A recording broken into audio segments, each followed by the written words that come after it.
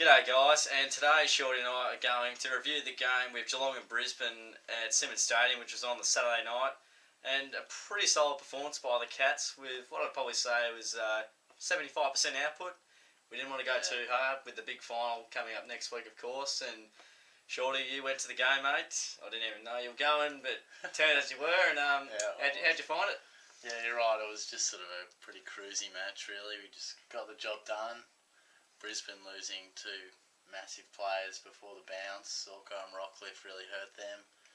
Definitely. So it was a nice chance to sort of rest a few of our players and also just experiment with, a couple of talls and a few small players as well that we'll have a chat about later. But yeah, we just got the job done, and like you said, it's a nice, easy lead into the finals next week against the Hawks, which will be massive. But no injuries, no suspensions, players coming back. It's all, the pieces of the puzzle are in place. Whether they're good enough, we'll wait and see. But yeah, it was a pretty solid performance. Beautiful. How much did we win by, mate? Oh, I don't even know. I think it was 62 points in the end. But yeah, that sounds about right. I didn't quite mention that first and foremost, but right. It was pretty convincing. I mean, it was pretty dead towards the end of the match there. So just got the job done, which we often seem to do at Simmons Stadium. Yeah, it seems to happen that way, but. More into the final points of the game. I really liked our transition from half back, and it's been pretty good all year. It's certainly been a feature in our wins, and when we've lost, well, it probably hasn't quite been there. So no, we did it pretty well.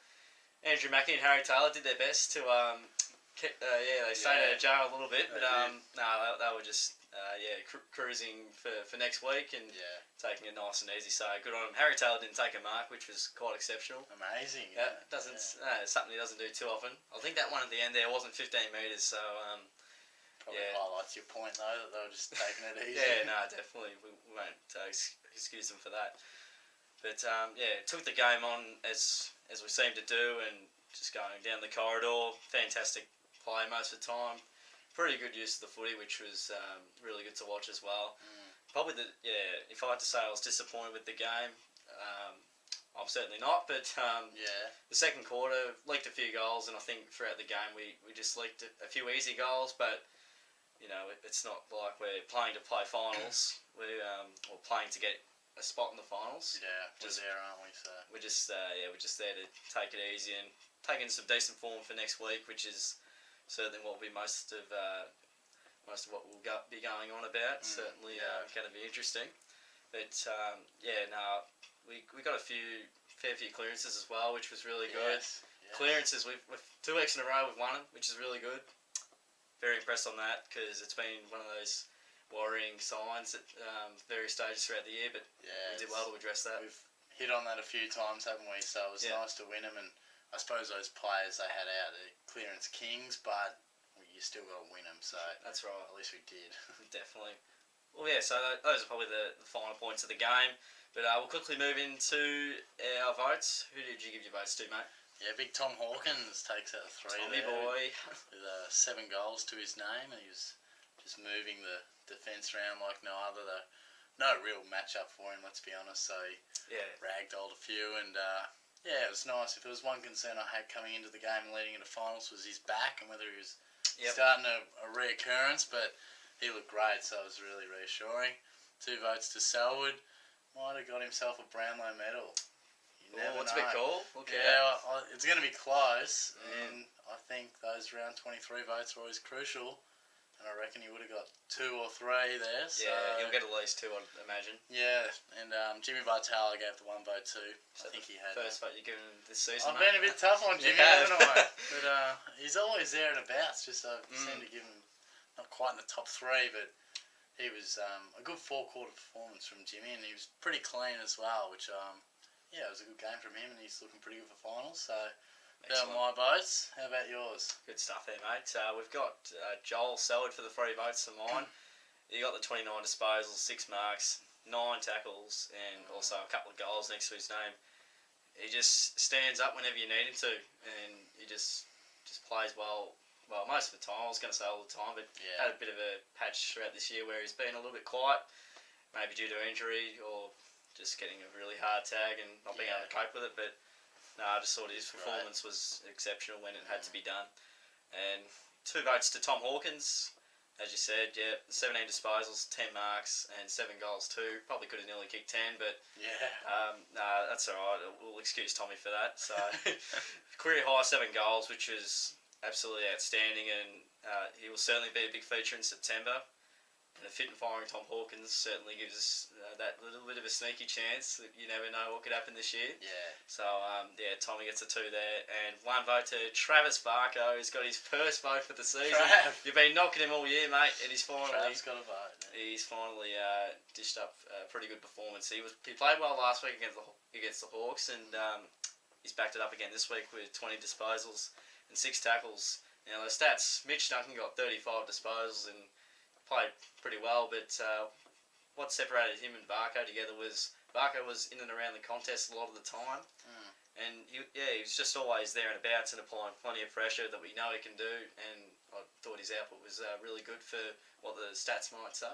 Yeah, I agree. He was back to some of what we know he can do. Yeah, exactly. It's great, and I love Caddy's game as well. So. Yeah, and there was a few others, Mitch Duncan, Josh Caddy, I don't know who else we were mentioning beforehand. Yeah, we can't quite think at the moment. No, that's all right. I think McCarthy was good in one of his first few games. Yeah, so definitely. We'll touch on him. Yeah, we will touch on him pretty soon. We'll go on to the chopping block, and it's a bit more like the review block at the moment, but we'll get stuck into it. The most important chopping block of the whole year. It's there's no mucking around now. You want to get your best 22 out there. Shit's getting real, mate. It is, mate. It's real, and like we were just saying then, I thought McCarthy looked lively, had some genuine pace, and lacked a bit of polish, but he was good. I loved his game. It was great. And Brown, did a bit. He was all right. And Walker clunked a few marks. Pressure was good. A few shots at goals. Looked all right. Yeah. Albeit against a pretty easy opponent, but it gave the coach a bit to think about. I heard in the press conference that Kirsten will be there and abouts as well. Which worries me. I don't want to see Kirsten play. I don't think he's right because, he's far greener than the other two, and I think they should go with one of Brown or Walker, and I'd like to think it'd be Walker. I think me too. I think he has that physical presence that in a final will actually have the Hawk defence worried, and if he can pluck just 1 or 2 and convert 1 or 2 goals, then that could be really crucial alongside Hawkins. So he had 3 shots on goal. One didn't quite make the distance, but probably would have been a goal, and I think he kicked 1 as well. So shows he's at least getting near the scoreboard and hitting it. Yeah. As for the names to come back, Stevie J, the talk is he should be right. Yeah. So that's what they've been saying. Yeah. Let's hope that is correct. And Christensen will be fine, Motlop will be fine, and so will McIntosh. So that's where it gets tough, is bringing these blokes in, because we're sort of looking at the names before. I think Billy Smets will go. I think that's pretty clear cut. Yeah, he wasn't that great being a sub. You'd have to think McCarthy would probably go as well. It's sad to say. It is tough to say. And then you sort of like, is it Thurlow, is it Hall and Smith? You obviously take one of Brown or Walker as well. Yep. Sort of McIntosh coming back. But it's really tough. I mean, you brought up Murdoch's name, and I sort of said Hall and Smith, and because I'd love to see Thurlow stay in the side. I reckon he's been great. He's a great user, runs to good spots, and he seems to be a smart footballer. So they've got tough decisions on their hands. Not a bad problem to have sometimes. No, it's not. I'm not really sure what they're going to do. I mean, like we said, Walker, I think we agree on. Like to see Thurlow, but I'd also like to see Hall and Smith. Yeah. And I doubt they drop Murdoch because he's got great pace. So it's going to be difficult the way it all pans out. Yeah. Do you have any thoughts on like which way we should go with a few of those? I like Walker, and you really gave him some big raps early in the year to bring him in instead of Mitch Brown, or just instead of having the 3 Blitzstars, Simpson and McIntosh. Yeah, I really like the way he goes about it. He played pretty well, albeit, as Shorty said, against a not so difficult opponent. But I just feel like Walker would probably show more presence than maybe a Mitch Brown or Shane Kirsten would, and wouldn't go missing as much. So, I certainly think he should stay in. It's a big call, but I wouldn't mind McCarthy taking Murdoch's spot. I know Murdoch's a quick bloke, and he can bob up and kick a few goals, but he really can go missing at times. But I think that stay with Murdoch because he's been there all year, and also McCarthy just needs to tidy up on a few of his skills, but his endeavour is excellent, and just has a bit of X factor about him. Yeah. A lot of speed and energy on the game. Yeah, he's one for the future, I reckon. Like, he'll be a very good player. He's only played 4 games, I think, but yeah, I reckon they might injuries. Go with Murdoch just because he kicked a couple of goals against the Hawks in that big final, and yeah, it's tough. They both can go missing, so they'll probably go the percentage play and go with Murdoch, I'd say. But yeah, like you said, it's a nice problem to have because we're going to have a full list to choose from, and yeah, Blitzars was another one. I liked his game in the ruck. Yeah, he played very well. good, and I liked it. And yeah, so it's positive signs with him and McIntosh. But I can't wait for the finals, mate. Can't wait for Friday night. All right, well, we've got the Hawks on the Friday night qualifying final. It is going to be an absolute epic, as they always are. Now, and we're actually going to the game, which is just never ever happens. But it's It hasn't ever happened, has it? No, I don't think we've been to a game together before, mate. We've been at the same venue. I think the Hawks early this year. Yeah. But other than that, no, it's good to finally get that underway. But I think at the moment it's 5 wins and 1 loss. Looking at the Hawks ledger in finals against us. Mm-hmm. So the last time we played the Hawks in a qualifying final was 2011 when we beat them by 31 points. Yeah. Really good win that night, and which really just set us up. But a big stat here is since 2007, if you win the qualifying final, you automatically make it to the grand final. And that just highlights how huge this game is, because you lose, it's really clutching at straws to give yourself a big chance to get to the final Saturday in September. And I really hope we can get the job done, but gee, it's so hard to say off the back of last night's performance against Brisbane. It was pretty good, but the Hawks' skills are absolutely excellent, and I can just see we've got a lot of young players, and I think when we played them round 22, I think they had about 6 players under 25. We had about 10. Yeah.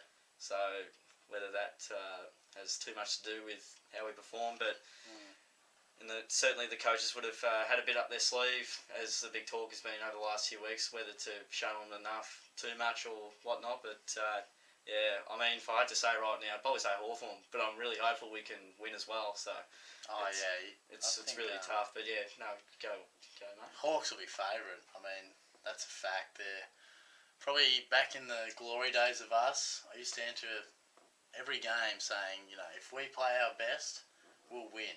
Yeah. That's not the case anymore. I mean, if the two sides play their best, Hawthorn will win. I mean, that's a fact of life now. It's the reality of our world. It is, but we got to take some risks. We got to throw the ball around, really take it on through the middle. Like you mentioned earlier in the video, we did it a bit against Brisbane. Yep. Doesn't always come off, but I think we need to do it. And that's what we did in the first half when it was, sensational. Yep. Like you say, did we hold anything back? Who knows? Well, we'll probably know in 5 days' time. Depending on how we go. Proof will be in the pudding. Yeah, but it's you lose that match, it's a long road to the grand final. Certainly is. You win it, look out. But the week off will be huge with the ageing list, definitely. Yeah, so it's exciting, and I think Hawkins, he's massive for it. He has to play well. Yeah. Whether we throw Taylor forward, who knows? But it's an unknown. I'm pretty pumped for him. Lake's potentially in a bit of an injury cloud, maybe with the hip or a bit of a cork tie. I'm not too sure what's going on there. That's positive for us, whether he plays or not. Like, if he misses, obviously that's great for Hawkins. That'd certainly boost our percentages, but you've got to play against the best and beat the best to beat the best. And even if he plays though, you'd doubt he'd be full fitness. That's very true too, mate. It's going to be interesting. I can't wait for it, to be honest. Yeah. Great crowd. Get the national anthem going. The roar of the crowd just drowns it out towards the end. I love the national anthem. Final it's great. footy. It's great. Gets the hair standing in the back, up on the back of the neck. It's pretty nice feeling. But that's the review from Shorty and myself. Feel free to comment your thoughts on the game and what was a pretty comprehensive win from the Cats with relatively minimal output, but it was really good for the Catters.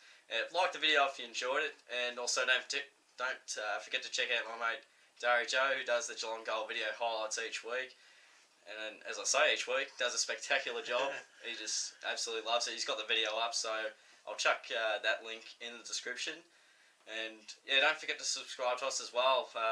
We love giving this content out to you guys, and we love the support as well. So it's great. It's exciting, as Chris Scott would say.